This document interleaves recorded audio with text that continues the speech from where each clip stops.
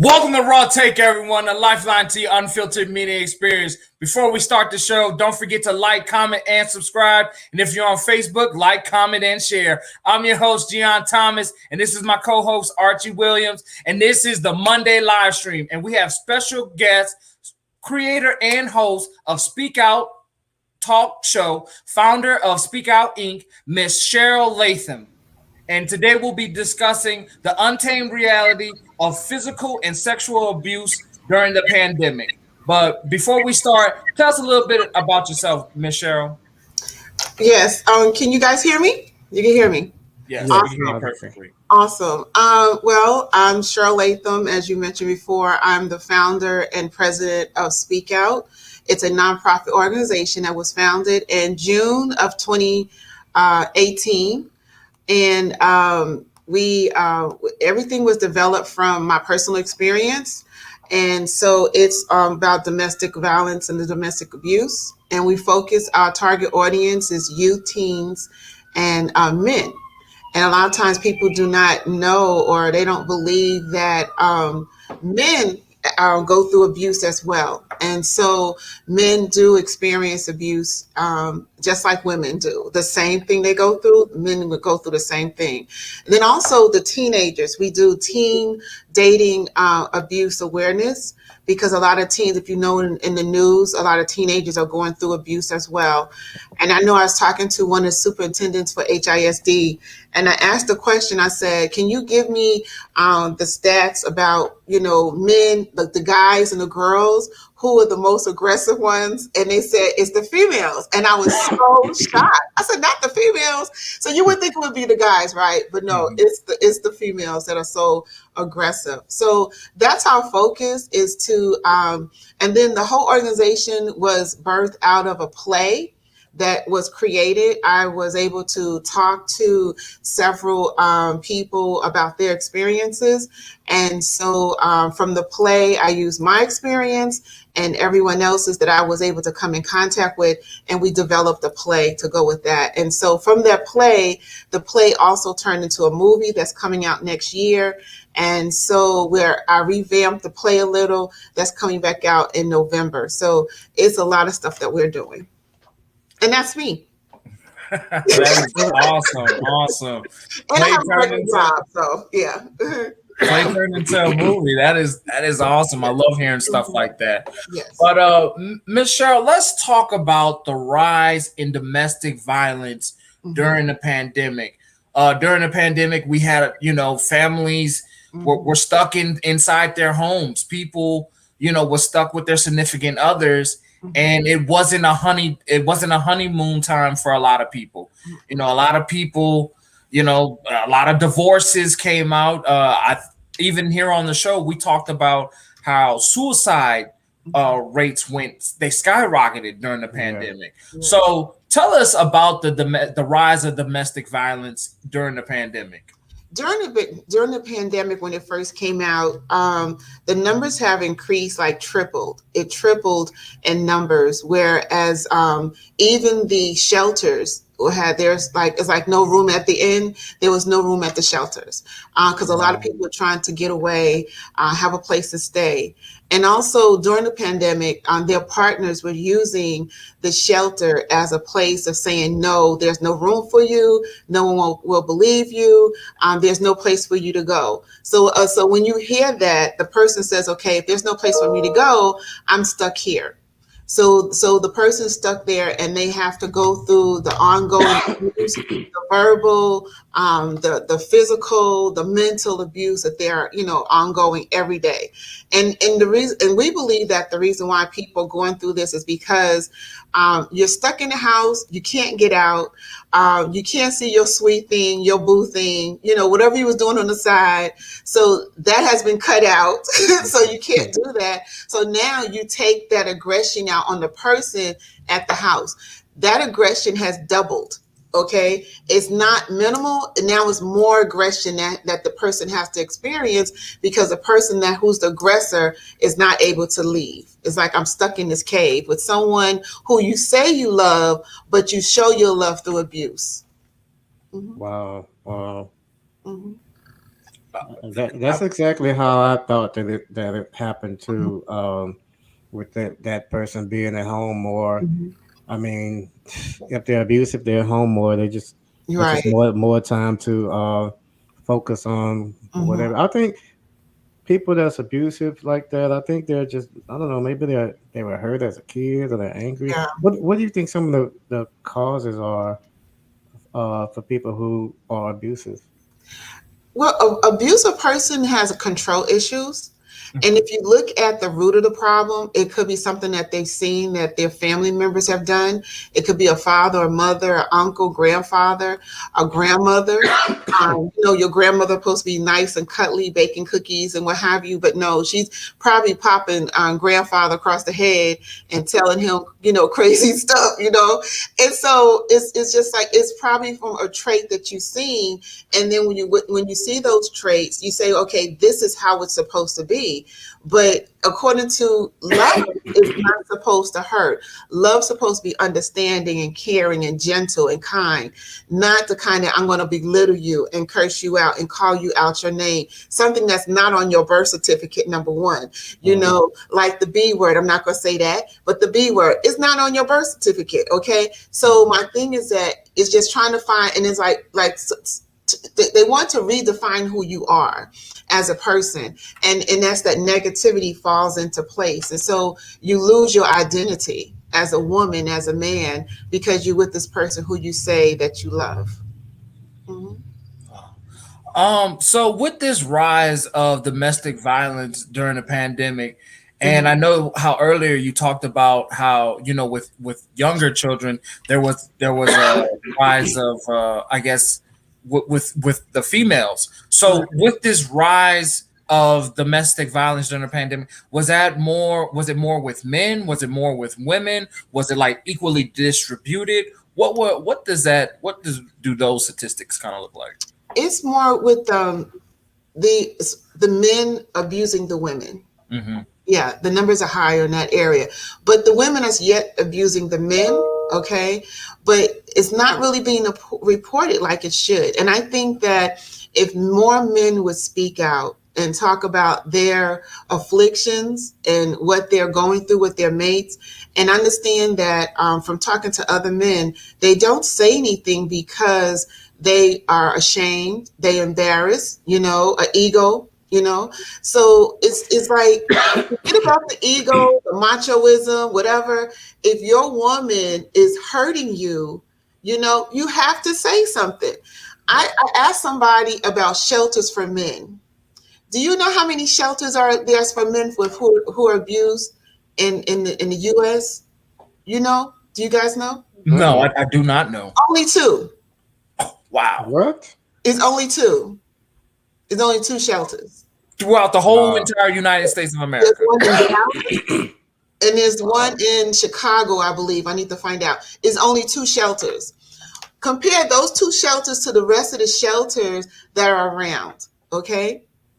And so that's the thing. It's like we need more shelters for men. Okay.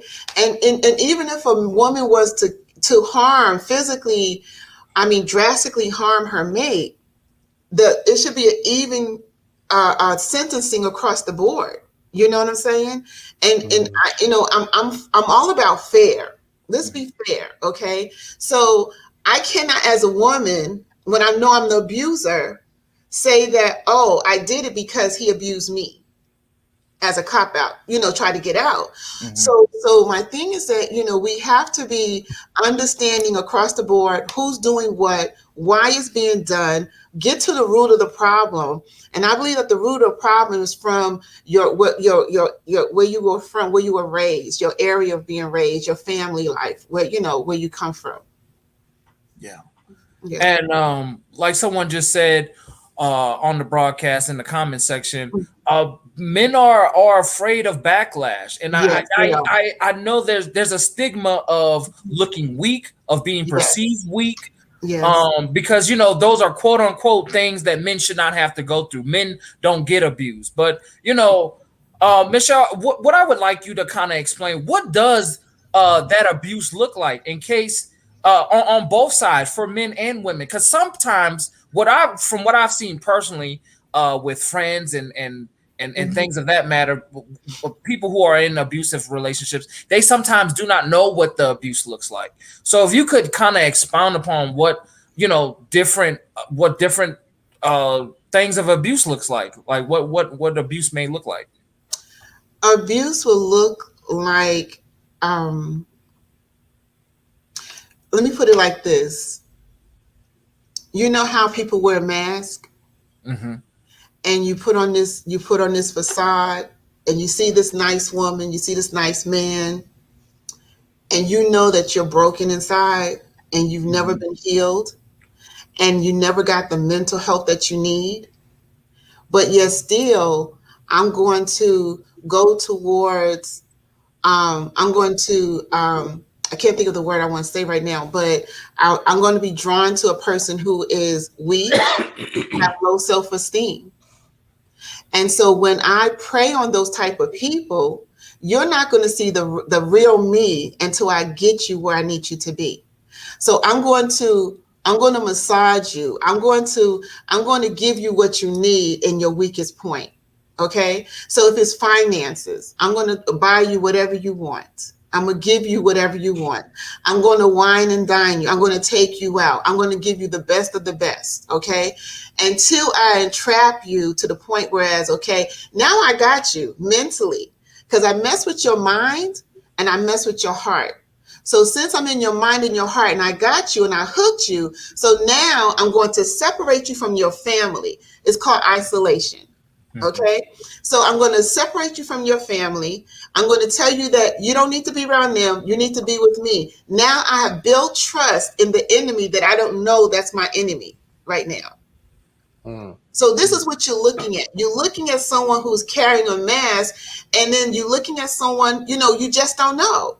So at one point, this person is nice, humble, gentle, he's kind, he's sweet, and he got everything, or she's the same way. And then once they get you to a place of isolation and you can't get out, now the mask comes off. Yeah. Okay. Now the real person come off. Why you gain this weight? Didn't I tell you I want my food this way? Why my food is not cooked on time? Why this is not done? Why it's not done? No, you can't go out the house. No, you can't go to the store. Why are you dressed like that? Yeah. So now it's like, what did I get myself into? So when anyone that's coming out of abusive situation, you have to learn those signs and the triggers. What are those triggers? What are those signs? A lot of times we're so quick to fall in love that we don't look at those signs. We just forget about it. I want to ask you, and because if we pay attention to the signs up front, then we will, we can potentially avoid an abusive relationship. But why does it seem like it's so hard for someone that's in an abusive relationship to leave it? Why is it so hard? That's a good question. A lot of people ask that question. Why is it so hard? Someone says, wow, this is deep and I definitely needed to watch this. Okay, thank you. And so why is it so hard? It's so hard because there's so many reasons, but I believe that the one main reason that people don't want to be by themselves. They want to be loved. And I'm going to say it again, love should not hurt. If you're going to love me with all my fat rolls, my curves. Love me for my short hair, my long hair, my big nose, my little nose. Love me for whatever you see. If that's what you see, then love me for that. But don't try to make me into, number one, your mother, your father. Because I'm neither one of them, but sometimes we try to mold people and make people who we want them to be, but that's not who God has designed us to be. So love me for who I am on the inside, and then it'll move all the way out. Absolutely. So you talked about loneliness, and I do see people being afraid of being alone. And I think people being afraid of being alone, I think that leads into people not truly loving themselves. Exactly. Because if I truly love myself, I know my self-worth.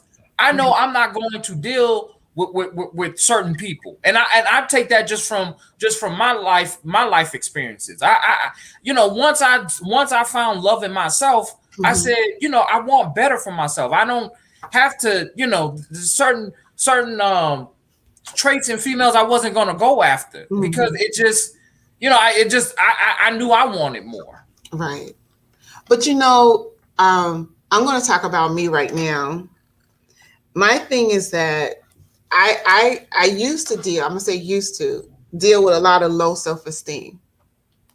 And I think that's where I got myself in trouble because I wanted to be in love. I wanted to be in a relationship. And so I forgot about who I was and I wanted to be in a relationship.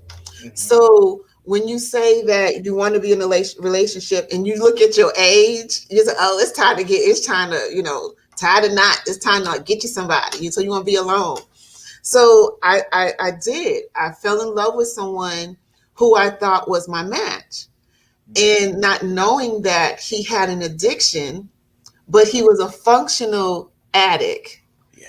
And so when you're dealing with someone who's a functional addict, and then even though we live separately, then we said, okay, let's get gay. We got engaged. And in the process of getting engaged, I actually saw the real person because we lived in the same house. But before we lived in the same house, he had a key to my place, I had a key to his place. Then I saw on my counter, it was a guy's driver's license on my bar. And I said, what is this on my, he said, this is a friend of mine. And I said, no, where's your truck? So not knowing that you was borrowing your trucks for drugs, I think that's the thing people do.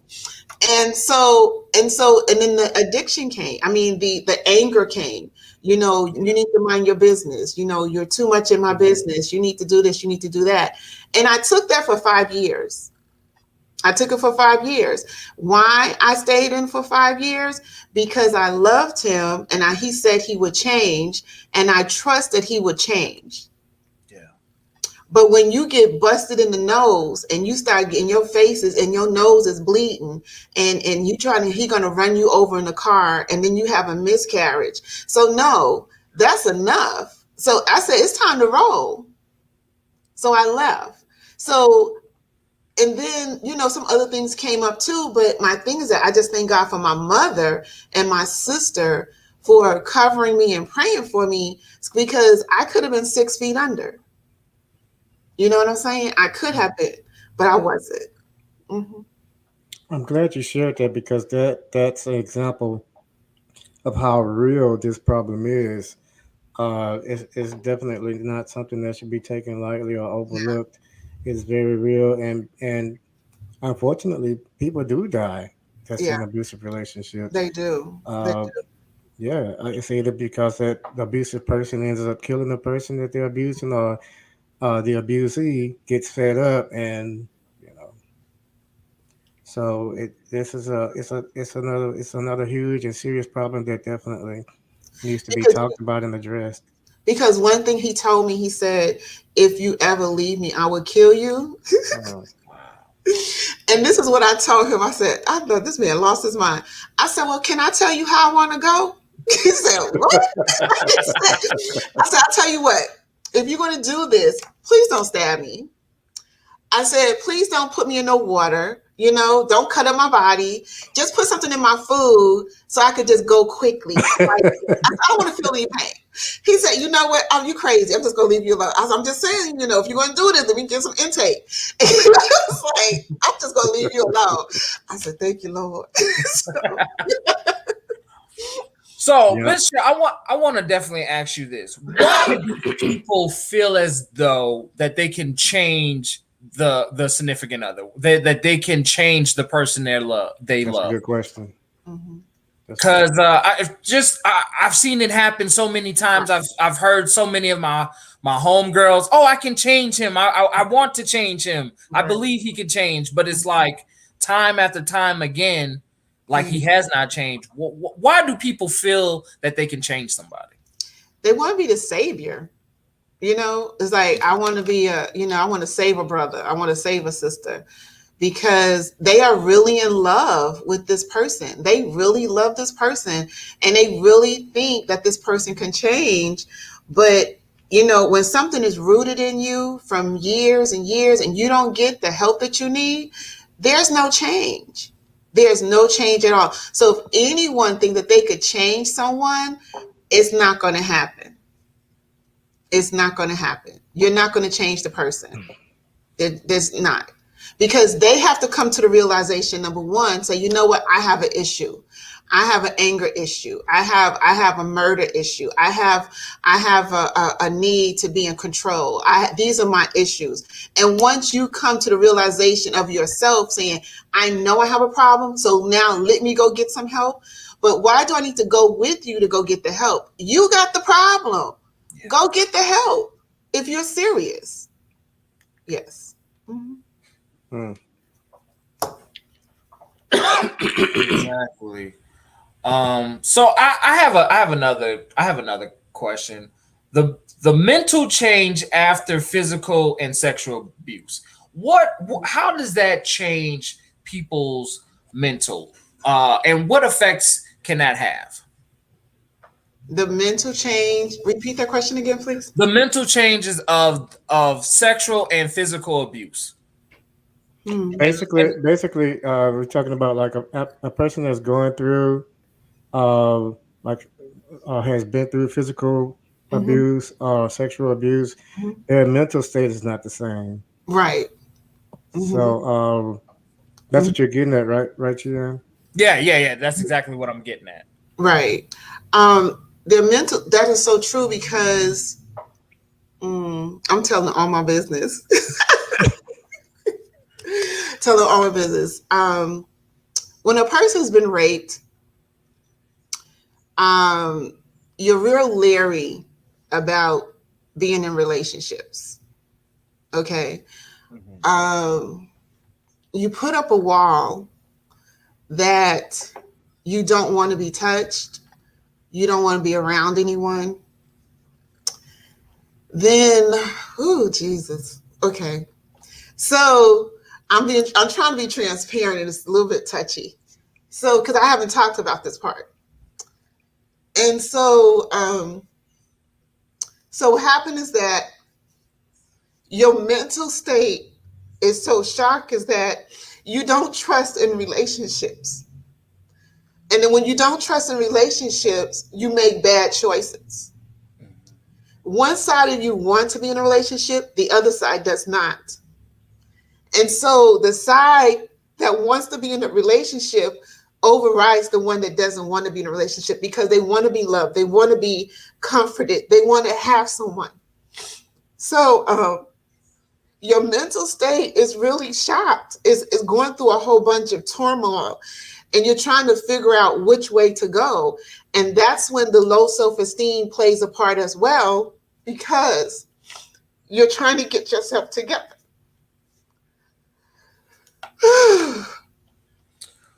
Take your time, Ms. Cheryl.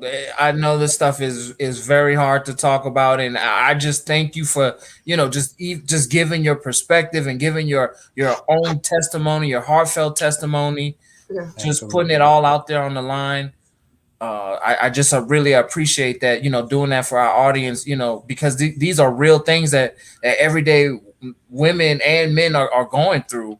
And it's just sad. And like you were talking about it just comes from a place of control. It comes from a place of abuse from the past. And it comes from a place of ultimately people not loving themselves on both sides, the abuser and the abusee. And, because if you love yourself, you wouldn't want to treat someone like that. You can, that can be your sister, your mama, your brother, your aunt, uncle, you just, and I feel like people lose touch with that. And so when they're hurting people, they're just doing it out of malice and just evil intent. And so I know always is not coming from there, but I think it really comes from a place of of not having love for themselves. Right. And it is. Not just having love for themselves is like the person not having love for themselves as well. It's like both people, because it's just like you want to be in that relationship, and it's really sad that the person desperately wants to be in a relationship, because you know what? Someone probably told the young lady or the young man, why you're not dating at a certain age? Are you gay? Yeah. So why do you have to be in that relationship at a certain age and then be labeled as being gay? That doesn't make any sense. So what we're doing is that we're pushing people into positions that they shouldn't be in right now. So a lot of times, a lot of us need to get some counseling. And as African Americans, as people, we do not want to go for counseling. We're afraid. And we call it, oh, I'm crazy. Something is wrong with me. Well, you're crazy for not going. Yeah. You're crazy for not going. Yes. I think that is something that that's another stigma, especially in the Black community, that we don't need to go seek out mental health, and we don't need to try and get help for ourselves, or try to I want to say, like, address those past hurts that have happened in the past. Mhm. People, that's a stigma that is carried out throughout the Black the Black community, that we can handle it on by ourselves. And I do believe church is also a great thing, and it can help, but sometimes you need a professional. You need someone who can help you. Sometimes it may be a chemical imbalance in the head. Yes. In your head. So it's a lot of different variables. And plus, like, you need someone that's neutral, because some of my issues came from the church as well. Some of them came from the church. If you were to see the play could talk to you about the church, being raped by a pastor. Well, you know what? If it's a pastor that's a rapist, you can't really call that the church, because the thing is, like, the church has a lot of negative attention on it, but people have to realize that churches that are led by ungodly people is not the church. Right. We are the church. That's we are the church. Yeah, we're the church. Someone with a title as pastor, I should say, like that. That person is not. It's really sad. But to go back to what you were saying, is that the mental part is that we have to really get some help. I really recommend that everyone just get you a counselor, someone that's neutral, someone that's not judgmental, someone that's not, that will see you as you and not as someone else. Just get you some counseling. And there's a lot of good counselors out there, trust me. And a lot of praying. Yeah. And there's a lot of free counseling services out there for people. It is. So, Yes. Yeah. Mm-hmm.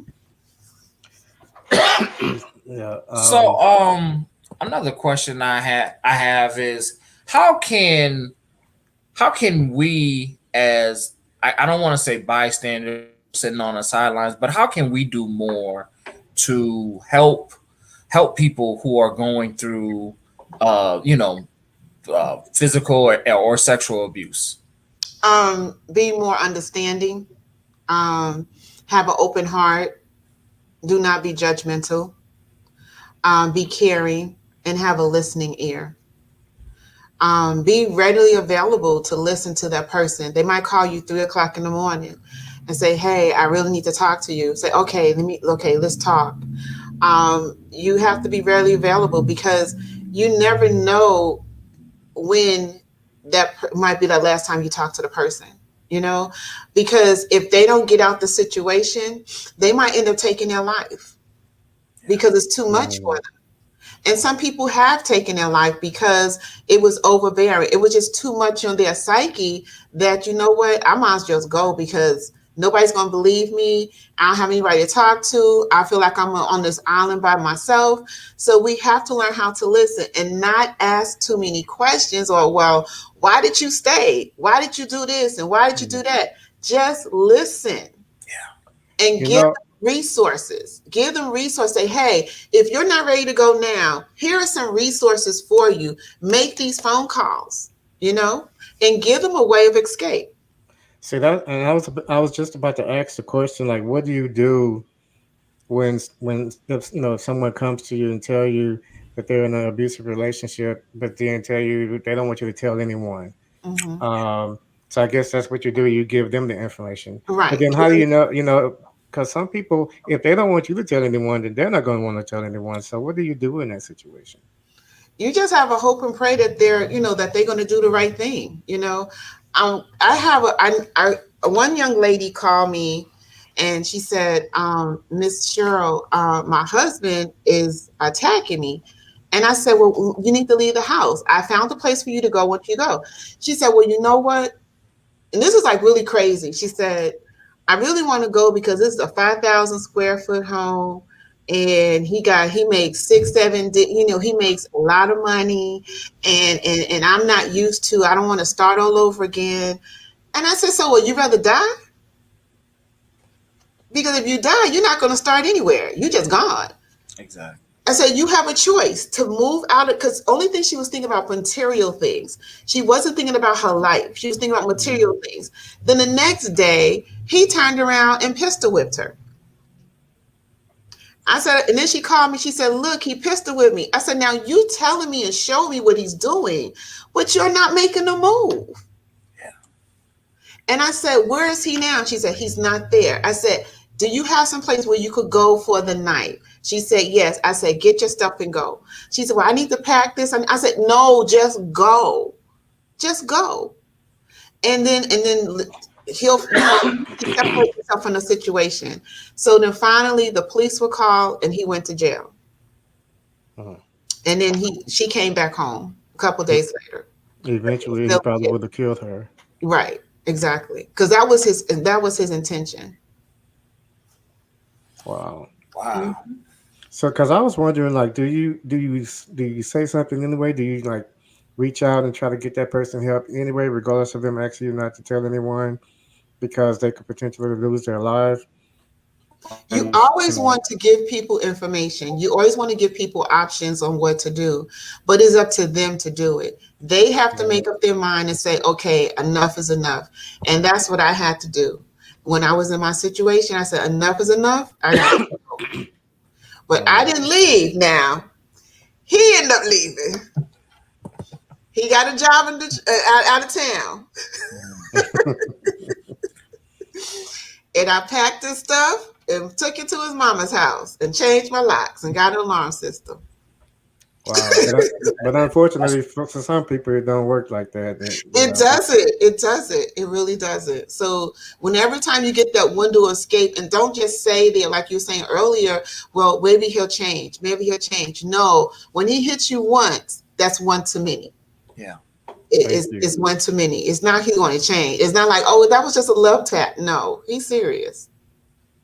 Yeah. Thank you. That needed to be said. Mm-hmm. Michelle, I want to ask you about Gabby Pinto. I think I may be butchering her last name. I think they just found her body. It was the case with her and her boyfriend. They were going around cross country. They were taking a trip, and a recent video popped up of her and her boyfriend. They had she was crying. I think he had hit her, but like he had pushed her down or something like that. And he had came back to Florida, but she was missing. And so, I think they just recently found her body. So, that is a prime case for for abuse. And things looked so good on the outside. So they always do. If you could kind of just speak to that on like how I guess how sometimes couples who try and go the extra mile to try and glamour things up, sometimes is there always abuse behind it? Not all the times, but if you see the signs of her not being herself the way she used to be, You know, if she was always smiling, carefree, and happy, but you know, but you have to start. We have to start learning how to read our friends, and we have to start noticing the changes in them. You know, but if you don't notice a change and you just go, oh, that's just her. No, that's not just her. We have to realize to be able to pick up, okay, since, okay, what's going on? I see something's not right. Why are you acting this way? You know, why are you talking this way? I mean, what's going on? And why is he talking to you crazy? Why he's handling you so rough? You know, and it's going back to wearing those masks, you know. So what you do is like, I'm going to give you a facade or pretend as though I'm this nice, humble guy or this nice, sweet, beautiful woman. And when you got a demon, you know, a major demon, and you don't even realize it until they get you to where they want you to be. And I really feel sorry for the young lady. I haven't read the whole story, but there's many stories just like that where the young lady falls in love with this guy. Everything is so sweet and hunky dory, and then the next thing is that she's missing because he got upset. Something triggered him that she did, and he went off. So you got to look at those triggers. What did I do to tick you off that bad? Something should have happened to let her know that, okay, if I did something this way and he flew off the handle, I need to be careful. I need to just go, because if it's something minor, like I didn't put I didn't screw the top on the toothpaste, so he hits you. Can you just tell me to put the top on the toothpaste? Did you have to hit me? Yeah, You know what I'm that's saying? extreme. Yeah, that's too extreme. Yeah, that's too extreme. So we have to look at those signs. You know, look at those signs. Look at those signs. And like this one guy I was talking to, his name is Jimmy Williams, and I interviewed him, and he said signs. Sign stands for shame, insult, guilt, and need to be right. Hmm. So if everybody could notice those signs, shame, he's always shaming you, trying to make you look bad, insulting you, you know, just belittling you. And then G is guilty, making you feel guilty about the things of who you are or what you should and should not do, or either you spend too much money. And also what the guys do and the women do too, they hold that finances to the T. Yeah. Finance is also part of abuse as well. Well, I'm only going to give you a little. But what you need? Oh, I did not give you some money already? What you spending the money on? I need to see those receipts. I mean, it's just too much tying the strings. And then at the end is need to be right. They're always right. You know, you better not disagree with me. You better agree, because I'm always right. Yeah. So those are the things we have to look for, those type of signs. I want to read one of the comments. Well, Gian, I'm actually read it if you don't mind. It's from Jerome Covington. Okay. Okay. Which He one is said, it's an evil spiritual yeah, cycle of okay. Okay. It's an evil spiritual cycle of hurt and pain and no spiritual healing. And Mm-hmm. I think that is directly on that's, point. that's well said, Yes. because that's exactly what it is. Mm-hmm. Um, and, and that's why praying, taking it to the person, to the one that can overcome that those evil spirits. It should always be the first step. And then, of course, since we're human, it's good. We need to talk to other humans. That's where Mm-hmm. talking to a counselor comes in. But first and foremost, a counselor can heal an evil spirit. Right. That's Um, true. they can help you get through things by consulting with you and talking to Mm-hmm. you. But the true healing can only come through God. Right. And then also with that, I think that counselors and spiritual should work together, because you have to get to the root of the issue. And the Hmm. way that you get to the root of the issue is by talking it out. Let's talk about what's going on. And once we know what the root is, then you could pray about that, because you know what to pray for now. A lot of times we pray Exactly. for surface, we don't pray for root. So if you pray for the root, I think things will, it'll work itself out. Hmm. Hmm. Absolutely. So I hope that people that's watching don't keep the things that was said to themselves, share with other people, because if you know anyone that's in an abusive relationship, they need help. Yeah. And you just might be that person that God has sent their way to help them. So don't overlook it. Don't walk by because it's not your problem. Right. Um, be part of the solution. Never pass it. Especially if you're a Christian, you should pass it up anyway. Like, Right. oh well, that ain't none of my business. Let me go on. You know, How it is though. No, Archie, that's how it is. We always yeah. I'm gonna mind my business. Yeah. No. Let me tell y'all something funny. And this is kind of off subject, but it's still relevant to what I was just saying about how people just walk on by. This happened years ago. I was walking down the sidewalk of my apartments because I had walked to the store, which is right there, and I tripped over over an elevated. The sidewalk was elevated at one point, and I tripped over it. Piece of glass went in my hand, Oh, and so blood was just pouring out of my hand. So I'm kneeling down with the blood pouring out of my hand, and this guy was walking by. He was like, "Man," he's like, "You good, man? You okay?" I was like, "No, man. I tripped and fell, and glass went in my hand." You know what he said? He said, what? "Man, that's messed up," and he walked on off. No help for you. Yeah, so people they'll just walk past you if they them. Uh-uh. Unfortunately. But And that's oh, I do want to oh say go this. ahead. Go ahead, Miss Cheryl. Go I'm ahead. Yeah. sorry. I know in my apartment where I stay, I heard some people hollering and screaming. I heard a lady say, "Stop, stop, stop." And then I said, "What the heck is going on?" So I'm like, peeking out my little blinds. And I said, "No, he didn't." And so I called 911. And I said, "Excuse me, I believe there's an abusive situation over in my apartment complex. This is the apartment." And I gave the information. He said, "Well, what is your name?" I said, "Do you need to know my name to go help somebody?" No. I said, "Well, go come and help. You don't need to know my name. Just go help. Do you Yeah, understand?" He they said, always "Oh, ask that too.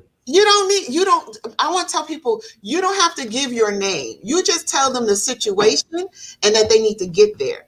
Ever since I made that call, that family has been so quiet and so nice. That's Because good. someone needs to open up and say something. Just imagine, another young lady told me, she said that it was one of her neighbors. She heard her neighbors hollering and screaming. She said, "Well, they always fighting and they always like fussing and whatever," not knowing that he was over there killing her. Wow. He killed the young lady. Oh. And so and she said, "I should have said something." I said, "Don't beat yourself up because you didn't. Now you know the next time when you hear something that's not normal, you need to make a phone call. Just call. Hmm. You could save a life. Just call." That's why we call Speak Out. We got to start saying something and start saving lives. Too many lives are going because of crazy behavior. Yeah, Hmm. and just that not saying something, Right.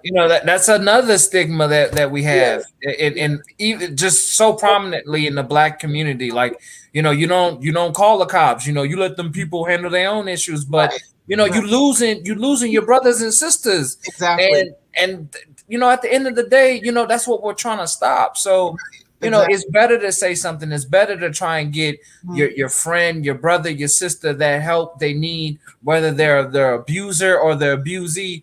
They need to have that intervention. Mhm. And so, Michelle, what would you say if you know someone that is abusive? How would you approach that person? And I know that they're abusive. Yeah, like if yeah, like how do you approach them to be like, other than with like a frying pan and and a nine? What do you what do you tell them? I'm gonna whoop you like your mama should have. No, I'm just kidding. Oh my goodness. I'm sorry. I'm sorry. I'm sorry. I'm supposed to be serious. Okay. So,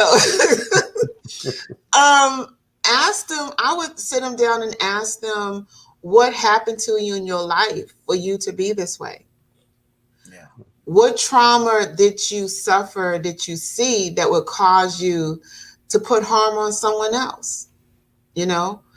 And then, are you willing to go to get some help? Because if you don't get some help and you mess with the wrong person, we will be looking down on you. So it's best to get some help. I mean, a lot of times, I understand you don't like yourself right now. You don't care about who you are. You want to mess up everyone's world because you're not a happy person, but you cannot mess up someone else's life either because you're not happy. You got to get some help. You know, everyone needs to get help. Yeah. I would ask them, what caused you to be this way? And then whip them with the frying pan, huh? Then Yeah. And then, yeah, if he don't give me the right answer, tie him down. And just kidding. you know. Tell you gonna learn today. Yeah, you're gonna learn today, bro. But Yeah. it's just, you know, it's very sad that, you know, during the pandemic where there was so much time that people could have spent, you know, bettering themselves, Yes. you know, picking up that book, doing that project that you should have, you know, they chose that time to be violent, to Right.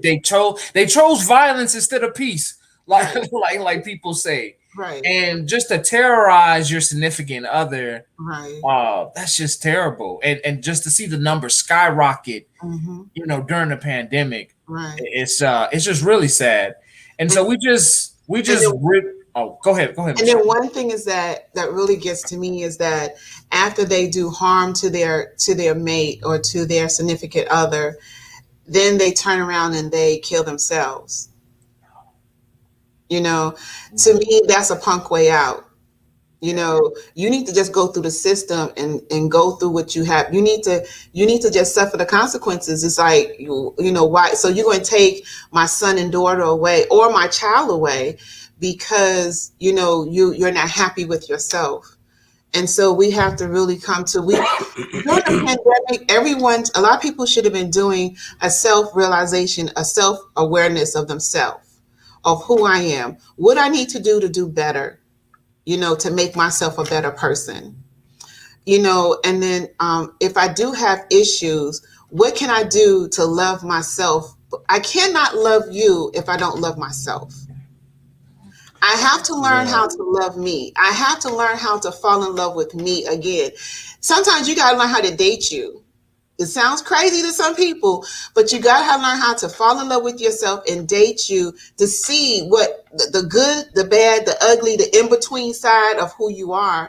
And then you could say, okay, I'm ready to be in a relationship. If you're ready to be in a relationship, if you sincere, because this one guy, the lady was pregnant, okay, and he had the kids, 3 kids sitting on the couch. He killed the mother who was pregnant with his child and then turned around and killed himself. So now what you've done was you murdered 2 people, your unborn child and the mother. Now you also affected 3 youngsters mentally. That's a mental thing. So now we got to deal with something else. When they get older, are they going to be okay? We don't know. Yeah, But that's trauma. that's another mental issue that we have to deal with because of some crazy person who wasn't happy with himself. You know, I have two half brothers, Hmm. um, and one half sister. Um, and my dad, he had became abusive to his wife at this was years ago, and she made him leave. I don't know how she did it, but she made him leave, and and so one day he went back there, and when she opened the door, he shot her, and then Mm. she ran into her room, which was like straight across from the door, Hmm. and he shot her again in the leg. And Wow. my two half brothers came, and he made them stand there while he shot her again in the back, Jesus. and then he made them stand there until she died. Actually, he told my younger brother that if he called the paramedics, then he was going to shoot him too. And so Wow. then after that, he left, went back to wherever he was living, sat in the car and blew his own brains out. So what you said, it happens, you know. And I was sitting here Wow. thinking about that the whole time while you were saying it. Like, yeah, Mm-hmm. you know, this sounds very familiar. It's a very familiar road for me. Mm-hmm. That's crazy. I don't understand the mentality of someone who wants to take someone else's life because they're not happy with themselves. You know, I, Yeah, I don't, I'm not getting that part. You Well, know, I think it goes to the old saying, misery loves company. yes, that's yeah, true. that's true. That's true. But you know what? Since my past experiences, I'm like, okay, let me sit back and watch. Let me see what you're gonna do. I'm like, I have my eyes are wide open now when it comes to relationships. And when I start seeing certain behaviors, I'm like, oh no, oh no, I'm dealing with that one. Mm-mm. Yeah. Because I'm very cautious now, you know, and sometimes being in situations, it might make you overly cautious, whereas you don't be in a relation. You're just afraid to be in relationships, you know. It's hard. It's very, very hard. Hmm. It looks like there's a comment, Gion. I don't know what it Yeah, says, I but was just great man. Like I was just about to get to it. oh, So okay. Michelle, we have a comment from one of our viewers. It says, Hmm. "Why do you think victims stay with abusers even before COVID? Do you think there should be self help courses in school to help prepare victims to know the signs of an abuser?" Yes. Yes to the last part. Yes. The first part, why do you think victims stay with abusers even before COVID? As we mentioned earlier, is because they don't want to be by themselves. You know, is that they were sold false love. You know, you have good salesmen, good saleswomen. They were sold false love, and they fell for it. And then the abusers prey on low self esteem, people who feel they have no self worth. The abusers also create low self-esteem for some Right? people. They do. And They, then there's a fear factor that's in that too, mhm, mhm, because someone that's abusive, mhm. they can put fear in your heart, and Of course. that's another reason some people Mhm. stay with the abuser because they're scared to leave. You're very afraid to leave, because if you leave, you're afraid that they might harm you, harm your family. Because sometimes they will say, well, if you leave, I'm gonna kill you and your family. And a lot of them, sometimes they will go and try to kill your family as well. You know, your mother, your father, your sister, they don't care. These sometimes they really just don't care, you know. Yep. So, and then the last part is, do you think there should be self-help courses in school to help prepare victims to know the signs of an abuser? Yes, I feel that they should have classes at a young age. Yep. Don't start when you're older, start when you're younger. I think middle school should know what to look for when someone is mishandling you. Nowadays, you have the teenagers. If the guy takes your phone and go through your phone, they think that's cute. Or he's telling you what to wear. Oh, that's my boyfriend. He's just telling me how to dress. No, those are signs. And the young ladies don't know. Or the young lady's telling the guy, why are you talking to her? Didn't I tell you not to talk to her? You know, Controlling. controlling. So yeah. Go ahead. You were saying Oh no, something? no. I was just because sometimes people just trying to make it seem like it's just one way or other. But the abuse and this toxic nature that I Yeah. feel like we are like consumed in America. It plays on both sides. Like Right. you said, girls telling, hey, don't look at her, don't, and Hmm. sometimes that may be a little valuable, but I Hmm. just gotta look straight forward. I can't Exactly. Exactly. glance or anything. And Hmm. then, guys telling, yeah, I only want my girls with long hair. They gotta, you know what I'm saying? Like, that's just all that stuff is asinine and just It is. really controlling. Hmm. That's true. That is so true. So yeah, I think that I mean classes need to be shown in school at an early age, and then also some of the community centers, some of the even in the churches, we need to show that in the churches as well. I mean, we got to Mhm. bring it back to the church. A lot of this, I remember I'm 60 years old. Okay. Mhm. And being 60, back in the day, I sound so old. Back in the day, everybody found everything in church, right? All your resources was at church. And so if we could do that, bring all the resources back into the church, because everybody goes to church. Not everybody. Well, before COVID, everybody was looking for resources in the church, because the church was everything. You know, it was like a one-stop shop at your church. Yeah. And I think that we need to bring that back to the church, and the church should not be afraid to talk about abuse. Yeah, absolutely. I think the church needs to not be afraid to talk about abuse, Black Lives Matter, politics, all of that. And, that's something me and Archie have talked about a lot on the show, how, back in the day, just look at the civil rights movement and all those movements, how the church was the staple of Yes. those movements and bringing the community together and making sure the community was strong. But, you've had all these different outside interests, and they've like paid the church to basically stay on the sidelines. And with the church staying on the sidelines, you just see the multitude of problems and issues that brings.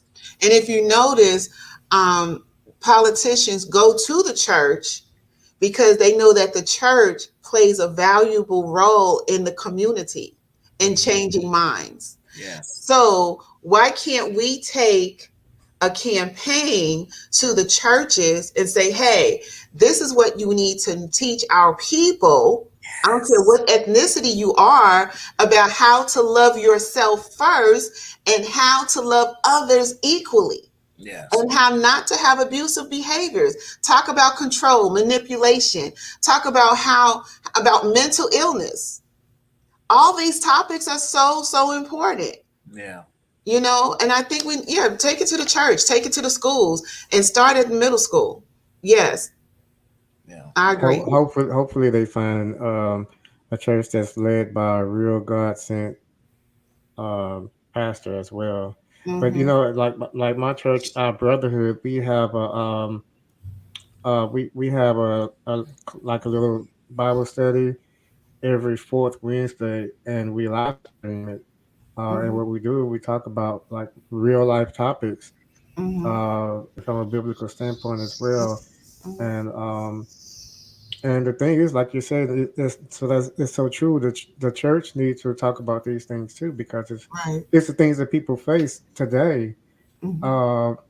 And I think, like I agree that it starts in the church. We need to go back to the old ways and teach people about these things, and so people will have the strength they need to come out of it. Those who are stuck in abusive relationships, those who even those who are the abuser, Right. because the Kermit Jerome said, it's a spirit. So what happens if that person start going to church? Right.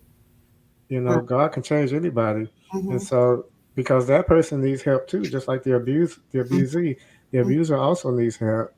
Mhm. And so that's a big thing that both need to be addressed. And if the church would just really dig in and address these things, I think that the numbers would go down. Right. I And think the church and the school, like yeah, it Yeah, needs to be done on both fronts. yeah, it really does. Hit them both yeah. at the same time. Yeah. 'Cause boom, bomb. Just give it to them. I know we have a relationship with A-Leaf School District in the ninth grade high school. We go there. Now they ask us to come twice a year, which is February, which is Teen Dating Abuse Month, Awareness Abuse Month. So that's in February, and then in October as well. So we go twice. So we're starting to go twice. But the first time we went, we met with 150 kids, and we talked to them about those signs and what to look for. And then me and one of the guys that were with me, we acted out a scene. And so he was abusive to me, and then I became abusive to him. But when he was abusive to me, the guys were like, oh man, you don't do her like that. You don't do her like that. And I was like, oh my God. So these guys were standing up. So some of the girls was laughing. They thought it was funny. I'm like, really? So I'm getting beat down and you think it's funny? So, that's not cool. So we have to really change the mindset of our youngsters and let them know that if you see a man beating on a woman, it's not funny, it's not cute, because that could be you. Yeah. Exactly. Yeah, it could be you. Yeah, Exactly. I think so many people in our country, and I think this is just, I think this is not regulated to any one generation. People are just short-sighted. People are just very short-sighted. They don't think that that can be them until they're actually like right there in that moment, and it's like, oh snap! Like I am now in this, like in the shoes that I thought I could never be in. And not only that, is not, even though it's high in the African American community, but abuse hits everyone. Yeah. It sees no color. It sees no economic status. It don't care about your finances. You could be rich or dirt poor. It does not care. Abuse is abuse. Does Speak Out also address like because it's more types of abuse than just physical. You also have verbal abuse or maybe Financial, mental. Yeah. Does financials. Speak Out deal with those other abuses as well? Yes, we do. Okay. Mhm. Okay, Well, that's great. we deal with the spiritual aspect, the mental, the spiritual, the financial, because sometimes, not sometimes, a lot of times, finances could be a hold. They use it as a carrot, dangling, saying that, especially if they're the breadwinner of the house. Mm-hmm. So they hold that as well, or they make more money than the other person. They want to control everything. Okay, that's good. That's great.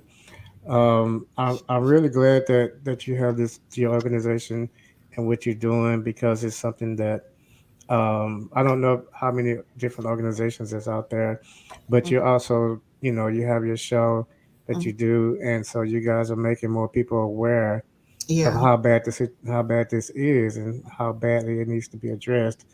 And so I admire that right there.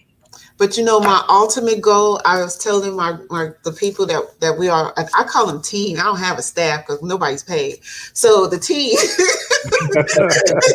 we ain't nobody getting no money. So I said that I would like to have a really big march to like downtown Houston, and just have just a march just strictly on domestic violence. I mean, a really big march, and just have like a parade, and just everybody have their signs, who you representing, who you supporting, that kind of thing. Have a just a big thing, and really talk about the ramifications and what's going on when it comes to domestic violence and abuse for men, women, and teens across the board. And I would like to hear mothers and fathers talk about their story, about their children, who their teens, their youngsters that were killed by someone else, and a father, just talk. I want the stories need to come out, and we need to no more closed mouth, but we need to tell the stories. And people need to tell. More awareness needs to take place. More Yeah. awareness. A lot of people, and like I had said before, some people don't even know that they're being abused. They don't Exactly. even they don't even know the circumstances that they are in. And so, they kind of turn a blind eye to this stuff. And so, Right. like you're saying, we definitely need this awareness out there, because once those stories come out, you're like, Yeah. well, damn, that's kind of close to my story. And so it makes it more relatable. And then now I hear so many people, so many women that I know who say that, oh, I was raped as a child, and they did not even know. Like, they consciously didn't even know it until you kind of talk about it, and you have to talk about these things. Right. Right. I agree. You do. You need, the more you talk about it, I feel as though the more you talk about it, the more you begin to get healed, Yes. because it's not festering on the inside. You're talking about it, and even if you cry about it when you're talking about it, tears is a part of healing, is a part of cleansing. So go ahead and cry, look ugly, who cares? Because we want you to get better. Right. And not keep that on the inside, so that one day when you do tell your story, you don't have to cry. It's gonna, so a little sting, but you're not gonna cry and boo-hoo and fall all over the place. But you're telling your story in victory. That's There it. you go. Mm-hmm. There you go. Exactly. Yeah. Did I So do much. okay? Oh, Miss Cheryl, you did awesome. You did wonderful, and Great. I I was really nervous. I said, "Oh my God." And no, thank you not for at sharing all. your story as Oh, well. thank you. No problem. That's really I said some heartfelt. things I've never said before, but thank you. Well, we're glad that you shared it right here on Raw Tape. Yeah, See there? and we were happy that you gave your raw perspective. You didn't hold anything back, and Yeah. I hope men and women watch this and they can take something from that, and they can this can set them on a path forward to getting some help. Because your story is very, very powerful, and Thank so I know it's going to hit a lot of people. Somebody who's watching this is they're going to take a stand and they're going to fight back today. you. Yeah. Yeah. And that's all we're trying to do here. We're trying to plant a seed so Mm-hmm. people could do better on by themselves and with the help of the community. And we love that what you're doing with the Speak Out organization, Speak Out talk show. Yes. Thank Bringing you. light to these issues. Here on the show, we really love to put a spotlight on people who are helping out in the community, who are actually doing things in the community, not people just talking about it. You're actually Right. putting the boots on the ground. You're doing that work, and so we really definitely appreciate that. We appreciate your story, and we appreciate everything that you do for the community and the A-Leaf school system, and just Yes. everything that you're touching. And I also want to say thank you to you guys because I never heard of Raw Take, right? Yeah, Mhm. raw thing. Raw Take, because Jerome is a cousin of Archie, but I know Archie by another name. I don't think I could say it, but Archie. And so, and I know I've been knowing Archie for years, Yes. for Yes. years, for years, Long for years. time.